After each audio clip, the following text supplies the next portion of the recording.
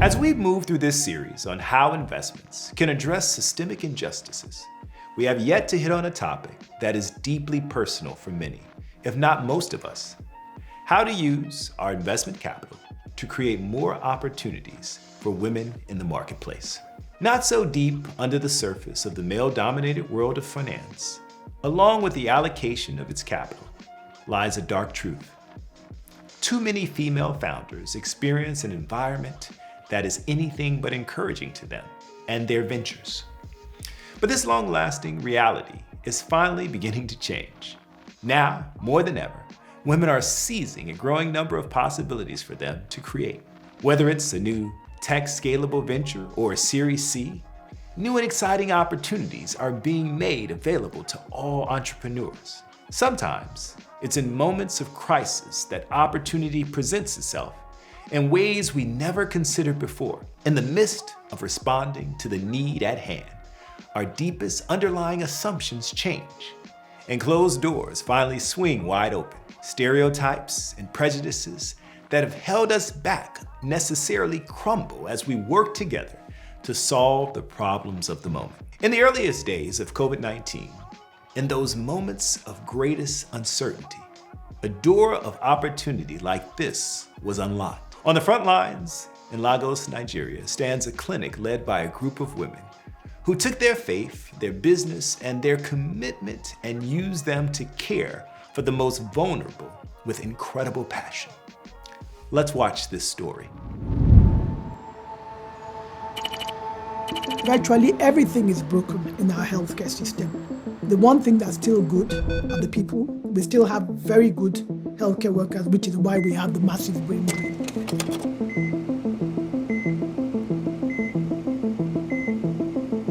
We're losing a lot of doctors, we're losing a lot of nurses, a lot of healthcare practitioners in general. And you wonder, why do they need to leave the country to another country? And it's just because the system here is broken and it's not providing what they need to make them stay here.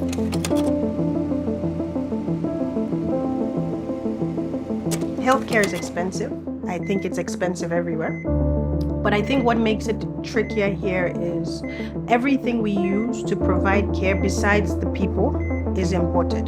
So the cost of providing healthcare is extremely high and it's tied to the exchange rate. And then the usual issues that you would deal with running a business in Nigeria: power, clean water. So all those things are working against us.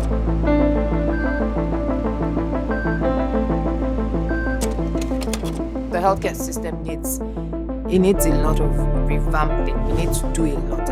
At the end of the day, we keep saying the government, but also we need to also look inwards, talk to each other.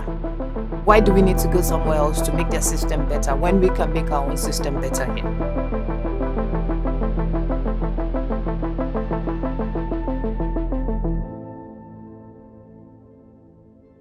Patricia was born with something called the Charge syndrome. She was my third child. She was born in 1994, the 25th of May 1994. And she was born with about 6 or 7 abnormalities. So on her third day of life, I had to take her with me to the UK for life-saving surgery. She had to battle with a hearing defect. She had to battle with difficulty with eating.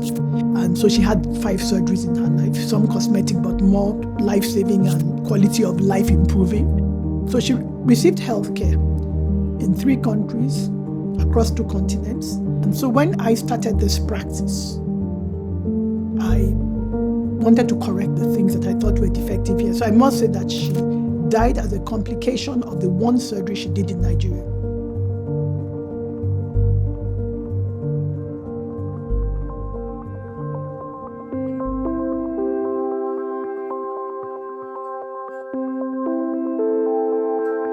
"140 people make up the team of Paleon, and Paleon is a hospital where we provide healthcare, everything in one place, and where we do it with passion." It used to be a smaller setting back in the days. It used to be the clinic. Now it's a full-time hospital. Now we're attending to primary, secondary, and tertiary care. Then it was mostly known as a pediatric hospital. But as time went on, we had different specialists come in, and then our care given to patients just increased. So I realized that the only way I could scale my business was to fund it. It's very difficult to access finance in Nigeria, extremely difficult. So for the first 2 years, I will go to work in other hospitals to earn money, to pay salaries in my practice. So it was very tough. But by God's grace, I stayed the course. And then suddenly the pandemic in 2020, and that was what changed the story of the hospital. We're going to begin here with the outbreak of a mystery virus in China that now has the World Health Organization on edge. At least 4 people have died and hundreds more are sick, though there are concerns 5 times as many people could be infected. Tonight, Chinese health officials say the illness, which is a new strain of coronavirus, can be passed from person to person, stoking fears that it could be moving faster than it can be contained. A lot of healthcare workers were cowering away from the pandemic and, decided firmly that they will not treat COVID. But I called my team, so we stood right out there, and I said to them, we don't have a choice. We will treat every patient who comes here. And I reminded them we all swore professional oaths. And I said there's no part of a professional oath that says you will treat one illness and not another. So we will treat everybody who comes through this door. First 2 weeks, we didn't go home. Everyone was scared. If they knew what to expect, I'm sure they would have sent out people. But with the stay at home, lockdown and everything, everybody needed to get used to what was happening. It was not easy. There was a lot of pushbacks. There was a lot of people saying, no, you shouldn't do it. Don't go for it. It's dangerous. Anything can happen. But we still pushed ahead. We still forged on, saying we must make a change and we must help people, because there were a lot of people that came and didn't have anybody to help them, and we were able to. Luckily, Paleon, they pride themselves with standard. So going into the field, they had provided everything we needed. There was no compromise on quality. We had protective devices and everything. So if it was in terms of being scared or being infected, no. I said, the only thing I'll promise you is that I will do everything in my power to protect you, and I will lead you from the front. I admire Dr. Ngozi Onyia for the strength, because she came up and she said, we can do this, and we did. So when your boss is someone who would not shy away from responsibility, you won't shy away. I've stayed quite long to know that if she wanted you to do something, she would get it done herself first, and then everyone would follow. It felt like you had the responsibility of these lives coming in and making sure they go home safe. When they got better and you see their family rejoicing to go home, it gave the satisfaction that we did something right. And then the 24th of March, I got a phone call that they were going to refer a patient to us who required ventilation. The son of the woman on the ventilator had seen the notice I put out saying we were shutting down Ikeja branch. And he had to look after his mother at home for 13 days, because as soon as the diagnosis of COVID was made, nobody was willing to admit her. So he had looked after her and only brought her into hospital when she required ventilation. So he said to me, why are you shutting your Ikeja branch? Why don't you convert it to a treatment center for COVID? And he said, I will help you, because he realized we were struggling financially here. But I didn't want there to be an exchange of money, because I think the major thing I pride myself on is my reputation and my integrity. I didn't want anybody to say we gave her money, so I said we will give you a list of equipment we require. And then I remember that a couple of companies had approached me previously also at the beginning of the pandemic to say, if we have patients who require ventilation, will you be willing to take them in? And one of them had actually offered to buy me more equipment, but we didn't have the space in this building. So between the Ganglani family and IHS Towers, they equipped the Ikeja Hospital, and we started the COVID treatment center, for which we became very well known. And I think we treated more COVID patients than any other private facility in Nigeria at the beginning. So for the first 9 years, we struggled. We ran the business basically on sweat, blood, and tears. We were inadequately capitalized. But with the COVID pandemic and treating COVID, for the first time, we capitalized the business properly. She has a heart, for people, a heart for God. And she's been able to put that together in her medical practice to the end that she's not all about the money. She wants to create solutions first. In business, it's payment before service. In healthcare, it's different. And in Nigeria, some hospitals have tried to insist that you pay before they start taking care of you, but the conscience of Paleon just can't take that.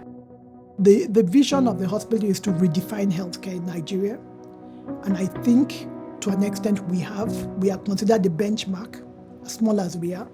They know us for integrity, and they know us for getting it right the first time always. So we make sure that it is evidence-based. Everything is to the books. Okay, what is wrong with you? We will check, and it will be there it can be verified from any part of the world. It's not a question of what I think or what I've done in the past, but what does the evidence show is the best way. I think that's the most important thing we do. Then we're very big on patient safety. So we have all kinds of equipment to ensure patient safety, like infusion pumps, patient monitors. So we don't leave things to chance. Everything that we require to make healthcare safer, we try to make it a very happy workspace, and it is a happy workspace. So a lot of hospitals are struggling with the high turnover of staff. We don't struggle that much, and they don't leave us high and dry. Not just doctors, all healthcare workers, they don't leave us high and dry. We also have more processes than other hospitals do. So we are run much more professionally than other hospitals. We have a governing board from the beginning. We pay better than average. We provide a lot of support for them, loans to pay their house rent and things like that. So we provide a lot of support. And then when the hospital prospers, and I think I must say this, we pay out bonuses. One of the things we're known for is being all female. There's a lot of strong, capable, competent women in the organization, and we support each other. And life is difficult, enough on its own, just being in Nigeria and being a working mom, it can be a complete nightmare. And so one of the things that we do here deliberately is we support each other. So we get work done and still are able to live our lives as moms, as wives, and whatever else it is that we're doing. We look out for each other. We make sure that everybody does good and is doing right or is doing well. We have like a family-oriented kind of setting here, making sure that we are doing our best and giving the best to our clients. Excellence, we say, honors God and just impacts people. Yeah, it strikes a chord with people, and it makes them open up their heart towards you, and gives us a fantastic opportunity to be able to reach them. And I think that's what she's been able to do well. Excellence is scarce in Nigeria, and I serve an excellent God, and I have an excellent leader in the Lord Jesus Christ. And so I'm just trying to be like my father. My work is beyond a job. It's my mission in life. And so I believe this is my calling, it's a vocation. And so this is my life.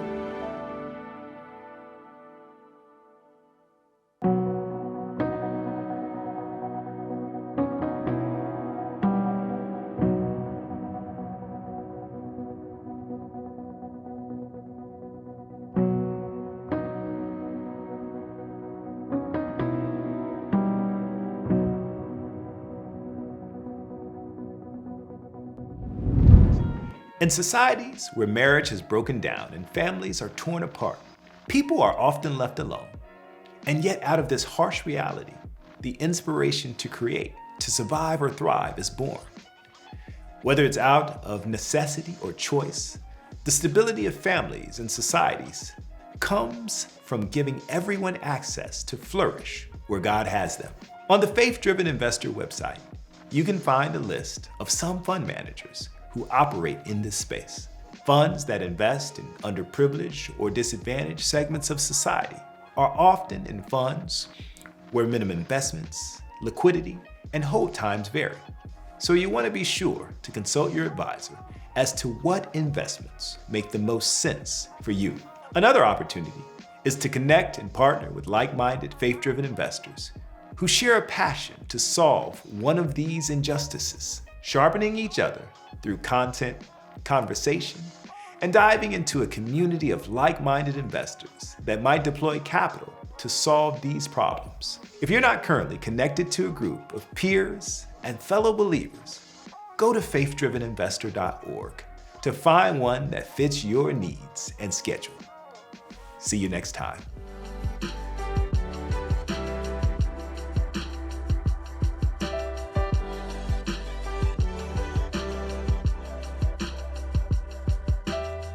Faith-Driven Investor is a discipleship ministry from Faith-Driven Movements, a non-profit corporation whose mission is to inspire and mobilize people to use their time, talent, and resources to impact the world around them. The materials are for informational purposes only. All investing carries risk, so be sure to consult an advisor before making any investment decisions. Hosts and guests may maintain positions in the companies and securities discussed. For all other questions, please visit faithdriveninvestor.org.